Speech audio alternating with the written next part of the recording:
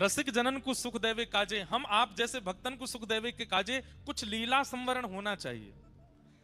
तो जैसे ही किशोरी जी और ठाकुर जी ने विचार किया लीला संवरण का, इतने में ही किशोरी जी के श्री अंग से ही अष्ट सखियां प्रकट हो गईं, जिनमें श्री ललिता जी, विशाखा जी, तुंग विद्या, चंपकलता आदि आदि सखियां प्रकट हुई। बहुत ध्यान से सुनिए सब लोग। अब तब विचार हुआ कि ब्रह्मा की बनाई हुई सृष्टि में तो हम लीला करेंगे नहीं, सबको अधिकार थोड़ी है इस लीला के दर्शन का। ठाकुर जी की निकुंज रस, निवृत्त निकुंज रस की लीला का हम आप जैसे लोग दर्शन नहीं कर सकते। क्यों? क्योंकि हम लोग तुच्छ प्रेम को देखते हैं सिनेमाओं में जाकर के, ऐसे प्रेम का दर्शन करते हैं जो काम से प्रकट होता है, जो वासना से प्रकट होता है, जो शरीर इंद्रियों से प्रकट होता है। उस प्रेम को, वो प्रेम है नहीं, पर उस वासना के भोग वृत्ति को देखने के बाद अगर हम प्रिया प्रियतम की निकुंज लीला का अनुभव करना चाहते हैं तो फिर हमारे मन में कहीं ना कहीं दोष आ जाएगा।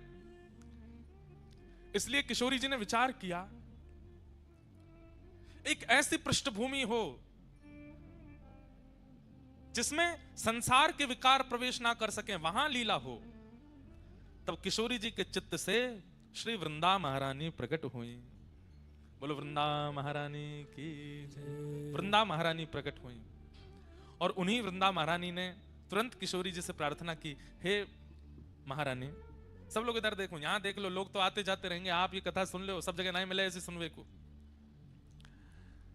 वृंदा महारानी प्रकट हुई किशोरी जी के चित्त। अच्छा, ठाकुर जी और किशोरी जी जो विचार करते हैं वो प्रकट होता चला जाता है। ठाकुर जी विचार करें कि यहां सुंदर पर्वत श्रृंखला हो तो पर्वत प्रकट हो जाते हैं। ठाकुर जी सोचें कि यहां पे या वृक्ष में सेब लग जाए तो वो बबूल को वृक्ष हो, वहां सेब लग जाएगा।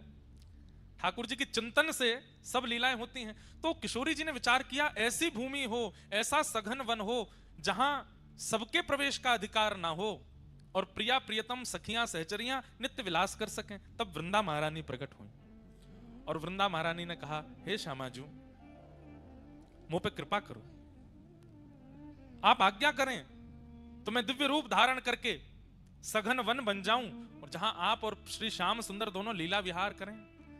तब श्री नित्य गोलोक धाम में श्री वृंदा महारानी ही निकुंज वन के रूप में प्रकट हो गई, जहां प्रिया प्रियतम विहार करते हैं। जैसे ही ठाकुर जी को बैठवे को मन है जाए तो सुंदर सी एक शिला बन करके वृंदा महारानी आ जाती हैं, ठाकुर जी बैठ जाते हैं। ठाकुर जी को उन्हें गर्मी लगन लगे तो श्री वृंदा महारानी ही वहां पर आज्ञा करती हैं, बादल प्रकट हो जाते हैं, सुंदर शीतल वायु विहार बहने लगती है।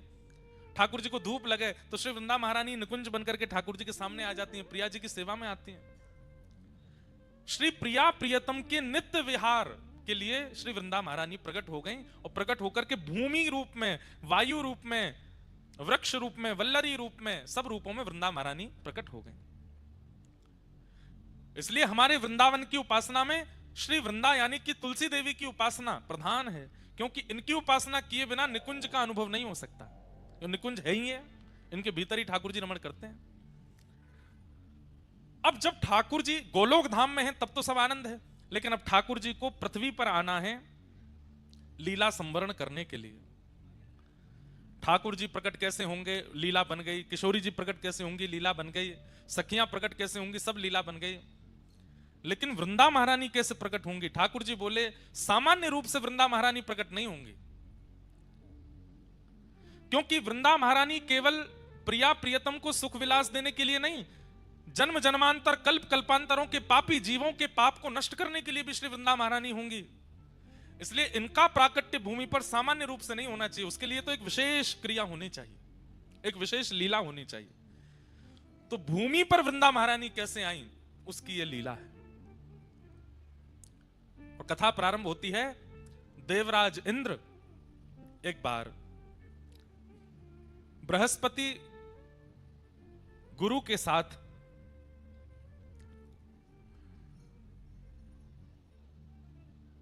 महादेव के दर्शन के लिए प्रस्थान करते हैं। देवादिदेव महादेव के दर्शन के लिए इंद्र जा रहे हैं और तभी महादेव ने मन में विचार किया कि हमारे दर्शन के लिए देवराज इंद्र आ रहा है, गुरु बृहस्पति के साथ आ रहा है, इसकी परीक्षा लेनी चाहिए, ये हमारे दर्शन का अधिकारी है कि नहीं। और उसी परीक्षा के रूप में महादेव ने शिव गण का रूप धारण किया और बीच मार्ग में आकर के इंद्र की परीक्षा लेने लगे, रोक लिया मार्ग। देवराज हैं इंद्र, तो जा रहे हैं गुमान में कि हम तो देवताओं के राजा हैं, हमको कौन रोकेगा। तभी शिवगण के रूप में स्वयं शिव जी ही आए और आकर के मार्ग रोक दिया। बोले कहां जा रहे हैं, कौन हैं आप अपना परिचय दीजिए। तो कई बार ऐसा होता है बंधुओं, बड़े लोगों से पूछ लें, बहुत प्रसिद्ध लोगों से अगर पूछ लेते हैं ना कि आप कौन हो, तो उनको बड़ी अपनी तौहीन लगती है। प्रसिद्ध लोगों को ऐसा लगता है कि हमसे ये क्यों पूछा कि हम कौन हैं। इसलिए प्रसिद्ध लोग अपने आसपास 15-20 लोग भी रखते हैं, तुम बता देना कौन है हम, हमको नहीं बताना पड़े अपना परिचय। बंधुओं, कभी आपसे कोई पूछ ले आप कौन हो, तो आप कैसे परिचय दो। दासानुदास, ठाकुर जी की कृपा अभिलाषी, श्री प्रिया जी की कृपा की किंकरी पाना चाहते हैं, उनके दासों के चरणों के, उनके दासों के दास हैं, हम अमुक शहर से हैं, हमारा अमुक नाम है, ऐसा करके बता देना चाहिए। नाम वाम बहुत देर में बताना चाहिए। स्वयं का स्पष्ट परिचय नहीं देना चाहिए, और दें भी तो उसमें अत्यंत दैन्य के साथ देना चाहिए। दैन्य मतलब बहुत झुक करके, बहुत दीन बन करके अपना परिचय देना चाहिए। हम वो बात अलग है कि अब आप अमेरिका जा रहे हो, एम्बेसी में पूछ लिया जाए व्हाट्स योर नेम, अब आप वहां कहो दासानुदास कृपानु आदि आदि तो वहां तो स्थिति के अनुसार कोई राह चलता व्यक्ति पूछ ले, बस में बगल में बैठा व्यक्ति पूछ ले, फ्लाइट का व्यक्ति पूछ ले, ट्रेन में कोई पूछ ले, किसी नगर का कोई व्यक्ति पूछ ले, तो क्या अपना परिचय दो। बोले हम तो किशोरी जी के दास हैं।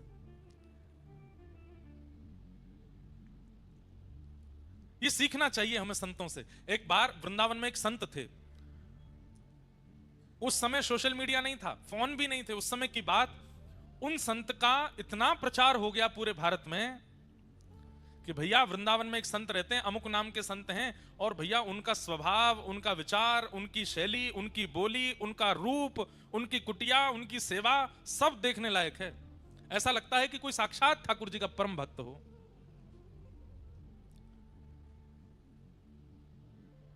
चित्रकूट में एक महात्मा को उनका यश सुनाई दे गया।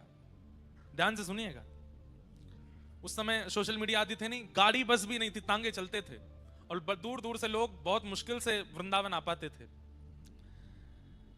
तो चित्रकूट में किसी संत ने उनकी जब महिमा सुनी, तो उन्होंने मन में सोचा कि भाई प्राण कब तक तन में रहेंगे, उससे पहले वृंदावन जाके इन महापुरुष का दर्शन कर लेना चाहिए। चित्रकूट से निकले, महीनों चल करके वृंदावन आए। वृंदावन जैसे ही पहुंचे, बिहारी जी के दर्शन की, राधा रमण जी की, राधा वल्लभ जी के दर्शन की इच्छा बाद में थी, पहले उन महात्मा को देखना है, उनके दर्शन करने हैं। संभवतः हरे राम बाबा नाम था उनका, जो वृंदावन के महात्मा थे। तो जगह जगह पूछ रहे थे, भैया वो महात्मा जी कहाँ रहते। अच्छा वो परिक्रमा मार्ग में चले जाओ, सीधे जाएंगे तो पानी घाट के बाद में यमुना जी के तट पर ही बाबा की कुटिया है। बोला अच्छा। चलते गए, अब पानी घाट पहुंच गए, तो पानी घाट पर जाके पूछा, भैया वो बाबा की कुटिया कहाँ है, बाबा की कुटिया कहाँ है। पूछते पूछते एक महात्मा मिले उनको। उन महात्मा से उन्होंने पूछा, सब लोग इधर देखो, ध्यान से सुनो। बोले भैया वो वृंदावन के एक महात्मा, उनकी कुटिया कहाँ है। तो वृंदावन के वो महात्मा बोले, अच्छा उन बाबा के दर्शन करने। बोले हाँ, मैं अभी थोड़ी देर में वहीं जाने वाला हूं, उनके पास ही, आप चाहो तो मेरे साथ चल देना।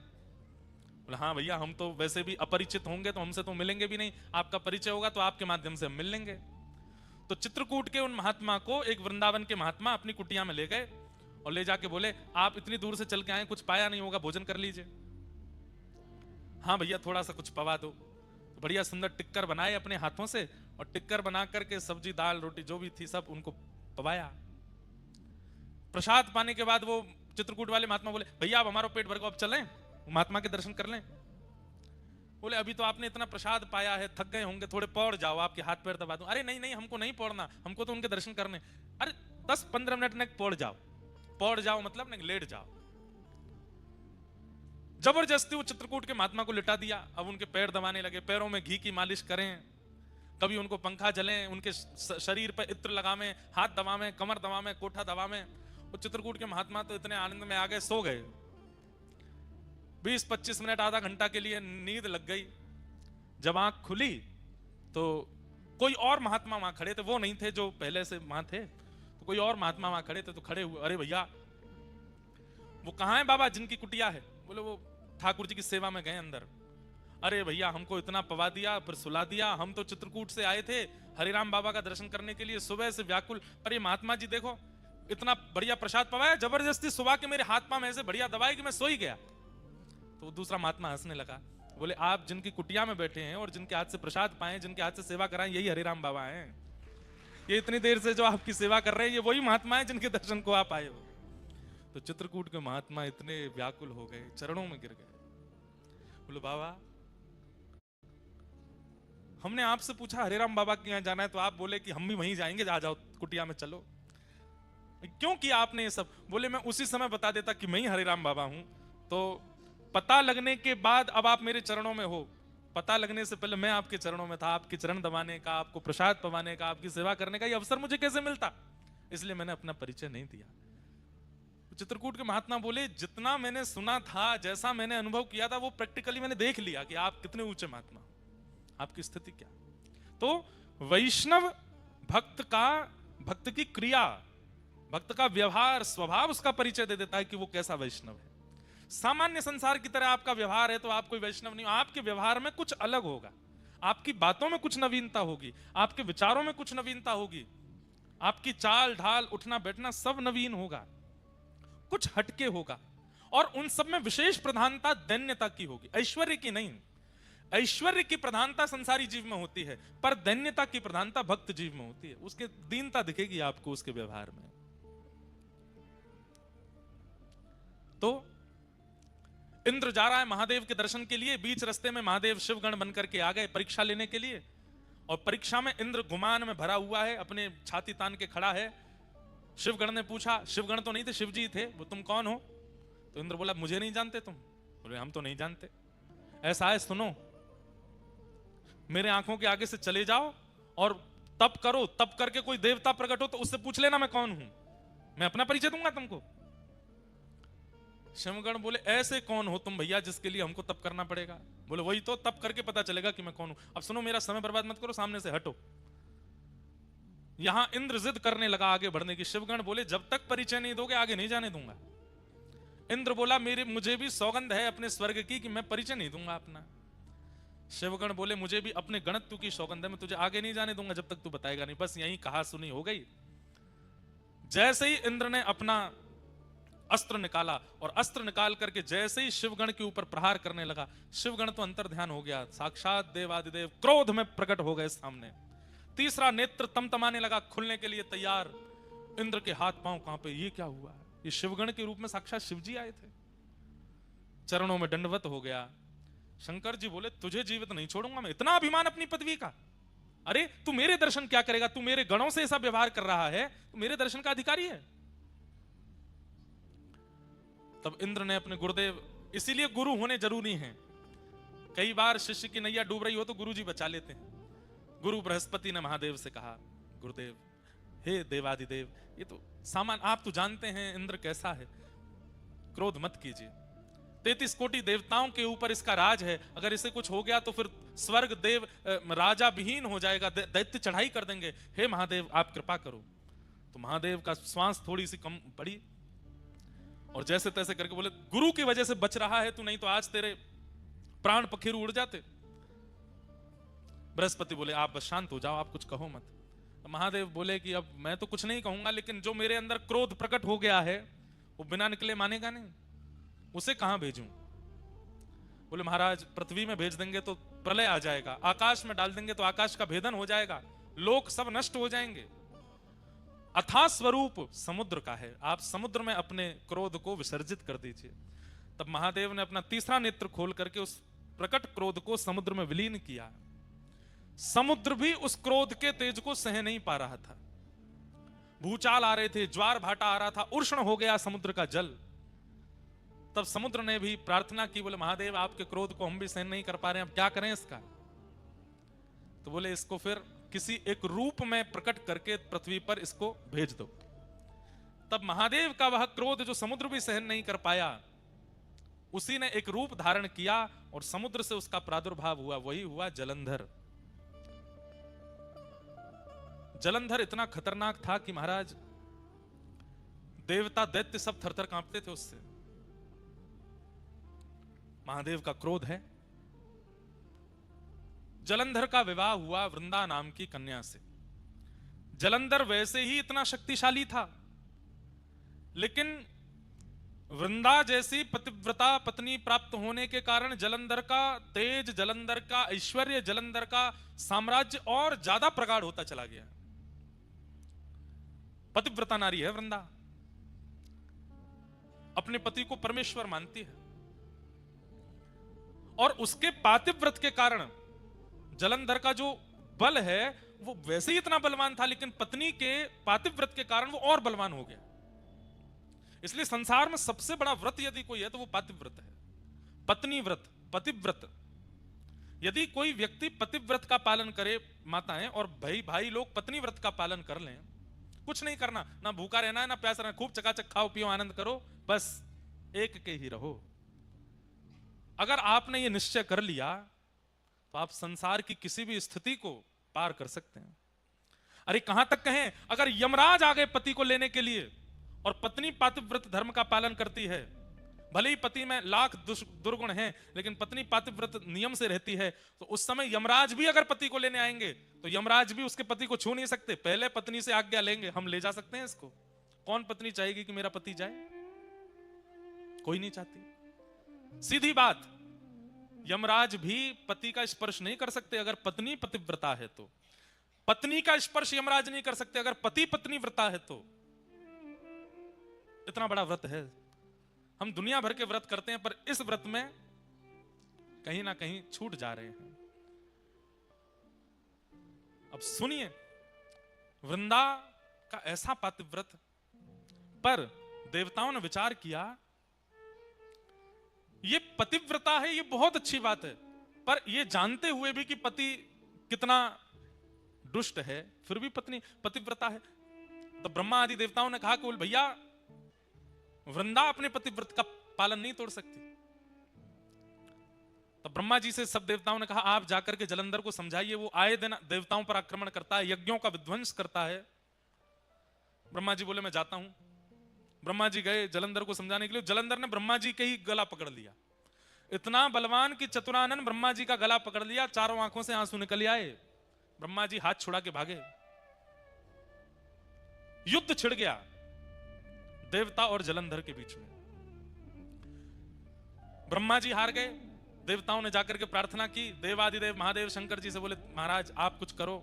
महादेव बोले मुझसे ही प्रकट हुआ है वो, और अपने से प्रकट हुए को मैं कैसे नष्ट कर सकता हूं, मैं तो नष्ट नहीं करूंगा उसको। तब ब्रह्मा जी ने मन में विचार किया कि ये शिव भक्त है बहुत बड़ा, और इसके बल में कटौती तभी आएगी जब इससे कोई शिवापराध बनेगा। ये शंकर जी का अपराध करे तब इसके बल में कटौती आएगी। तो बोले क्या करें? तो नारद जी को बुलाया, नारद जी को भेज दिया, बोले जलंधर के जाकर के कैसे भी शिवापराध कराओ। नारद जी महाराज बोले अभी करते हैं। नारद जी कौन है? स्पेशल रूप से एक प्रकार से देवताओं के डायरेक्टर हैं। ऐसी संरचना करते हैं मूवी की, फिल्म की, ऐसी स्क्रिप्ट लिखते हैं महाराज, अगर देवताओं में भी कभी अवार्ड फंक्शन होता होगा तो बेस्ट डायरेक्टर अवार्ड मिलता होगा नारद जी को। सब जगह ऐसी स्क्रिप्ट तैयार करते हैं। अब क्या किया? नारद जी पहुंच गए जलंधर के पास। जलंधर ने बड़ा स्वागत किया, आइए आइए आइए नारद जी। नारद जी सबके प्यारे हैं, दैत्यों के भी प्रिय हैं, देवताओं के भी प्रिय हैं, सबको प्रिय लगते हैं। नारद जी महाराज पहुंचे। नारद जी ने जाकर के कहा जलंधर तुम्हारे पास सब कुछ है। श्री सोमनाथ महादेव की जय। हमारे अर्पण महाराज जी सोमनाथ महाप्रभु हमारे सोमनाथ महादेव के श्री चरणों से पधारे हैं, आपको बारंबार प्रणाम। द्वारिकाधीश भी पधारेंगे, सोमनाथ जी भी आ गए, ठाकुर जी भी आएंगे, सब आएंगे कथा में। और आचार्य स्वरूप में, वहां के प्रतिनिधि स्वरूप में, वहां के पुजारी जी, वहां के विद्वान जन ही यहाँ आकर के प्रतिनिधित्व करेंगे। प्रेम से सब लोग कहो श्री सोमनाथ महादेव की जय। हमारे अर्पण महाराज जी खूब स्नेह मानते हैं, और जब कभी भी गुजरात में कहीं कथा का क्रम होता है तो कृपा करके पधारते हैं महादेव का प्रसाद लेकर के। आपको बारंबार प्रणाम वंदन। कथा सुनिए सब लोग। नारद जी महाराज से देवताओं ने कहा आप कुछ करो। बोले क्या करना है? बोले जलंधर से शिवापराध कराओ। जब तक ये शिव जी का अपराध नहीं करेगा तब तक इसको हराना मुश्किल है। तो अच्छा, शंकर जी भी कह चुके हैं कि मैं इसको मारूंगा नहीं। क्यों? क्योंकि मुझसे ही प्रकट हुआ है। देवताओं ने कहा कैसे भी करके इससे शिवापराध बने, और इससे शिवापराध बनेगा तो शंकर जी को आना पड़ेगा इससे युद्ध करने के लिए, और शंकर जी आएंगे तो इसका नाश निश्चित हो जाएगा। नारद जी बोले ये तो हमारे बाएं हाथ का खेल अभी करते हैं। तुरंत पहुंच गए। नारद जी जैसे पहुंचे, जलंधर ने प्रणाम किया। पूरी सभा खड़ी होकर के दंडवत करने लगी, जय हो नारद जी महाराज को प्रणाम। नारद जी बोले और जलंधर सब आनंद मंगल। बोले भगवान सब आपकी कृपा है, देखिए ना मेरा दशों दिशाओं में कैसा यश हो रहा है। देवता थरथर कांपते हैं मेरे कारण। मैं स्वर्ग की ओर दृष्टि कर लेता हूं तो स्वर्ग में भूचाल आ जाता है। मैं चाह जाऊं तो समुद्र में लहरें नहीं आती। मैं चाह जाऊं तो सूर्य उदय नहीं होते। मैं चाह लूं तो 7 दिन तक चंद्रमा को प्रकाश देना पड़ता है, शीतलता देनी पड़ती है। आपकी कृपा से सब कुछ है भगवान, कोई कमी नहीं है मेरे पास में। नारद जी बोले नहीं, तुम्हारे पास सब कुछ है, बस एक नहीं है। बोले क्या? अति सुंदर पत्नी नहीं है तुम्हारे पास। जलंधर बोला अरे मेरी पत्नी वृंदा, आपने देखा नहीं उसको, कितनी सुंदर है। बोले ठीक है, सुंदर है तुम्हारी वृंदा पत्नी, पर इससे भी लाख गुना ज्यादा सुंदर एक है, वो तुम्हारे पास नहीं है। जलंधर तुरंत खड़ा हो गया, किसके पास है आप कहिए, और आप यहीं बैठे रहिएगा, मैं अभी लेके आऊंगा। बोले देव आदिदेव महादेव के बगल में विराजमान श्री पार्वती जी, वो है सबसे सुंदर। जलंधर पहले तो रुक गया, वे तो मेरे इष्ट हैं, मुझे उन्होंने प्रकट किया है, मैं उनकी पत्नी कैसे ला सकता हूं। जैसे ये थोड़ा संकोच में आया, नारद जी उठने लगे। बोले हमको पता था अभी तुम्हारी इतने दिग्गज नहीं हुए तुम। ठीक है तुम्हारा बल है, तुम्हारा प्रकाश है, तुम योग्य हो, पर इतने अभी नहीं हुए हो। नहीं नहीं नहीं नहीं, आप रुकिए, बैठिए, मेरे इष्ट हैं तो क्या हुआ, सब पर विजय प्राप्त कर ली, अब इष्ट पर ही विजय प्राप्त करूंगा। और तुरंत महाराज अपनी तलवार सेना लेकर के सीधा, सबसे पहले तो उसने शुंभ निशुंभ को भेजा, जाओ जाकर के महादेव से कह दो मैं उनकी बड़ी प्रार्थना करता हूं, मैं उनको बहुत मानता हूं, मुझे युद्ध नहीं करना, वे मेरे राजी राजी अपनी पत्नी मुझे हवाले कर दें, मैं युद्ध नहीं करूंगा। शुंभ निशुंभ गए, प्रतीक्षा करता रहा, 5-6 दिन हो गए। पूछा, बोले भैया कहां है हमारे वो दोनों गण गए थे? तो बोले वो लौट के ही नहीं आए, महादेव ने मार दिया उनको। अच्छा, इसका मतलब ये भयभीत नहीं है मेरे प्रकोप से, मेरे बल से, मुझे बताना पड़ेगा।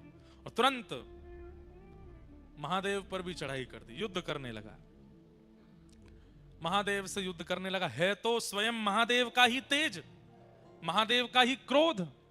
अब यहां महादेव के अंदर भी क्रोध है, और वह क्रोध किससे लड़ रहा है? अपने ही उतने ही बलशाली क्रोध से लड़ रहा है। जितना बल, जितना पराक्रम, जितना तेज, जितना योग्य महादेव का क्रोध है, उतना ही योग्य तो वह भी है, क्योंकि वो वही तो है जिससे वो लड़ रहे हैं। महादेव लड़ते लड़ते बोले भैया ये हमारा क्रोध ही तो है, दोनों 100 नंबर के ही हैं, हमारे अंदर जो क्रोध है और ये वही एक ही बात है, ये 1% भी कम हो तो इससे युद्ध किया जाए, ये पूर्ण परिपूर्ण वही है जो मेरे अंदर क्रोध है।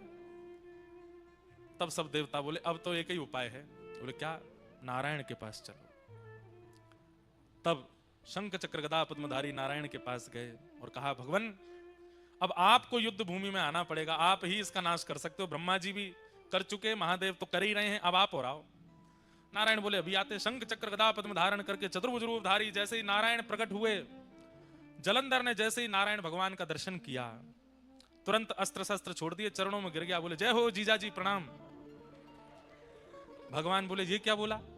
अब हमारे ठाकुर जी तो बड़े करुणावतार हैं, जैसे ही जीजा जी कहा ठाकुर जी ने तो अस्त्र शस्त्र अंतर ध्यान कर दिए। बोले भैया सब देवताओं क्षमा करो। बोले क्यों? साले साहब हैं हमारे। पर स्वयं भगवान ही बोले ए जलंधर तू हमको जीजा बोला क्यों, पहले ये तो बता। अरे महादेव का जब क्रोध प्रकट हुआ इंद्र के ऊपर, और जब वह क्रोध इंद्र पर ना डाल पाए तो कहां भेजा उस क्रोध को? बोले समुद्र में। और आपकी पत्नी लक्ष्मी जी कहां से प्रकट हुई है? बोले समुद्र से। तो इस नाते में भैया हुआ ना उनका, आप मेरे जीजाजी हो गए। नारायण भगवान बोले भाई बढ़िया संबंध निकाला। देवताओं से कहा भैया आई एम सॉरी, अब इसको नहीं मारेंगे हम, ये तो हमारा साला है। अच्छा उसने जीजाजी कहकर के प्रणाम जो किया तो लक्ष्मी भी प्रकट हो गई। अरे मेरे भैया देवता तो बड़े भयभीत हो गए, बोले कि भाई अब क्या होगा। तुरंत ले गए नारायण भगवान को अपने घर में जाकर के स्थापित कर दिया। जलंधर ने पत्नी से कहा, देवी तुम नित्य मेरी आराधना करती हो, अपना पातिव्रत धर्म का पालन करती हो, अब उसमें इनकी भी आराधना करो। अब जलंधर की स्थिति हो गई वो और ज्यादा बलशाली हो गया। क्यों? नारायण कृपा हो गई उसके ऊपर। सब देवता बोले भैया, सब प्रकार के तरीके अपना लिए, कोई काम नहीं आया। तब देवताओं ने भगवान की स्तुति गाई और कहा, भगवान अगर इसका नाश नहीं हुआ तो पृथ्वी नष्ट हो जाएगी कुछ दिनों में। पृथ्वी नष्ट नहीं, आप विचार कीजिए, जो अपने इष्ट अपने प्रकटकर्ता महादेव से युद्ध करने के लिए खड़ा हो सकता है, कल को वो आपसे युद्ध नहीं करेगा। अरे इसका बल जितना बढ़ता चला जाएगा, ये उतना ही अपने आप को श्रेष्ठ मानता हुआ सब पर हावी हो जाएगा और एक दिन भगवान पदवी प्राप्त करने के लिए भी कुछ भी कर बैठेगा। इसका नष्ट करना बहुत जरूरी है। तब भगवान ने मूल बात बताई। क्या बात? ध्यान से सुनिएगा। बोले, ना तो महादेव का क्रोध इसके काम आ रहा है, ना ही ब्रह्मा जी की कृपा इसके काम आ रही है, ना ही मेरे इसके घर में विराजने से इसका बल बढ़ रहा है। इसके बल का मूल स्रोत है इसकी पत्नी का पातिव्रत। देवताओं को भगवान ने समझा दिया। बोले, कितना बड़ा व्रत है पातिव्रत। एक पत्नी यदि पतिव्रता हो जाती है तो तीनों देव लग जाते हैं उसको हराने में, लेकिन उस व्यक्ति का बाल बांका नहीं कर पाते। ये पातिव्रत का बल है और इसका पातिव्रत जब तक नष्ट नहीं होगा तब तक इसका कुछ नहीं बिगाड़ पाएंगे। पातिव्रत नष्ट नहीं करना है, पर अगर व्रत से किसी गलत व्यक्ति का बल बढ़ रहा है तो उस व्रत को समाप्त करना पड़ता है। क्या करें? तो भगवान बोले, अब हमको वृंदा को उसके पातिव्रत का फल देना है। और पातिव्रत का फल क्या है? कि पति रूप में साक्षात ठाकुर जी प्राप्त हो जाएं। ये पातिव्रत का फल है। और पातिव्रत के फल के रूप में जलंधर का रूप धारण करके स्वयं श्रीमन नारायण वृंदा के समीप आ गए। बंधुओं, ये वृंदा का पातिव्रत का फल मिला है उसको, कि सामान्य पति नहीं है, जिसके लिए मीराबाई कहती हैं, ऐसे बर को बरे जो जन्मे और मर जाए, बलहारी श्री गोपाल जी, बर बर श्री गोपाल जी, जासो चुड़ लो मैं हुए जाए। श्री गोपाल जी पति बनकर के आ जाएं, ये तो मीराबाई की इच्छा है। इसके लिए मीराबाई कितनी रोई हैं, कितनी पीड़ा में रही है, तब जाकर के ठाकुर जी ने उनको वो फल दिया। आज वृंदा को वो फल क्यों दे रहे हैं? क्योंकि उसका पातिव्रत श्रेष्ठ है। और भगवान ही जलंधर के रूप में आकर के वृंदा के सामने खड़े हो गए और जैसे ही अपने पति के अलावा अन्य की चरणों में प्रणाम करके उनका तिलक किया, उनकी आरती उतार करके, न्यौछावर करके, जल उबार करके, प्रसाद पवा करके उच्छिष्ट पाया, वहां जलंधर जिसके लिए वो पातिव्रत करती थी उसका बल क्षीण होने लगा। क्यों? क्योंकि अब एक प्रकार से जिसके लिए व्रत था, जिसके लिए नियम था, जिसको निहारती थी, जिसके लिए सब कुछ करती थी, वो तो अब ठाकुर जी बन के आ गए ना, तो ठाकुर जी के लिए हो गया। जैसे ही ठाकुर जी के लिए व्रत हुआ, जलंधर के लिए जो व्रत हो रहा था उसका नाश हो गया और वहां रणभूमि में देवताओं के द्वारा जलंधर का वध हो गया। जलंधर का सर धड़ से अलग हुआ और सर से धड़ से सर अलग होकर के सीधा आके पड़ा वृंदा की गोद में। जैसे ही अपने हाथ में गोद अपने पति का मुख देखा, देख करके विचलित हो गई। सामने देखा तो सामने जलंधर बैठा है और गोद में देखा तो मुखमंडल है। तुरंत रोने लगी, आप कौन हैं? मुझे अपना रूप दिखाइए। तुरंत शक्ति चक्र पद्मधारी ठाकुर जी प्रकट हो गए। वृंदा, तेरे पातिव्रत से प्रसन्न होकर के मैंने तुझे फल दिया, तेरे पति रूप में मैं ही आया हूं। वृंदा बोली, मेरा सौभाग्य कि आप मेरे पति रूप में आए, लेकिन आप छल करके क्यों आए? आप अपने वास्तविक रूप में आकर के मुझे स्वीकार कर लेते। मेरे पति का रूप धारण करके आपने मेरे पातिव्रत को नष्ट क्यों किया? ठाकुर जी बोले, अगर हम वास्तविक रूप में आते तो तुम इतनी बड़ी पतिव्रता हो कि हमको स्वीकार ही नहीं करती, इसलिए हमको तुम्हारे पति का रूप धारण करके आना पड़ा। और सही बात, मूल बात तो यह है वृंदा, तुम्हारे पातिव्रत के कारण तुम्हारे पति का बल इतना प्रकट हो चुका था कि वो पूरी पृथ्वी का, पूरे ब्रह्मांड का नाश कर देता। इसलिए तुम्हारा पातिव्रत टूटना बहुत आवश्यक था। वृंदा बोली, आपने मेरा पातिव्रत नष्ट कर दिया। बोले जी, अब मैं आपको श्राप देती हूं। क्या? कि आप पत्थर बन जाओ, आप एक शिला का रूप धारण कर लो।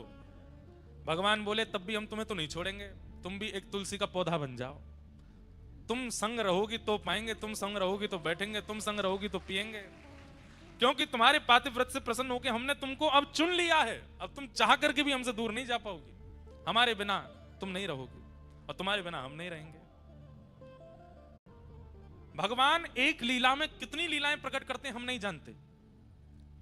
एक वैश्या ने भगवान के लिए तप किया और तप करके जब भगवान प्रकट हुए तो भगवान से वरदान मांगा। जैसे श्री यशोदा जी को आप सुख देते हैं, उनकी कोख से आप जन्म लेते हैं, जैसे कौशल्या जी के गर्भ से आप जन्म लेते हैं, ऐसे ही मेरे गर्भ से भी आपका जन्म हो, ऐसी कृपा कर दो।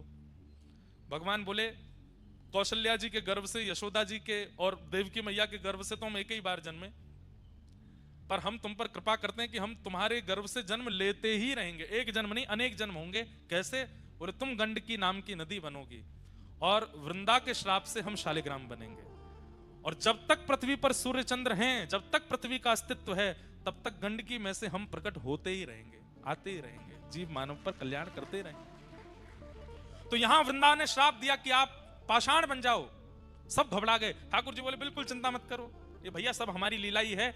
ये पाषाण का श्राप देगी तभी उस वैश्या के वरदान को हम पूर्ण कर पाएंगे। वो नदी बनकर के गंडकी आ गई, अब हम जा रहे हैं, हम शालिग्राम बन के आएंगे, लेकिन हमारी भी शर्त है। क्या?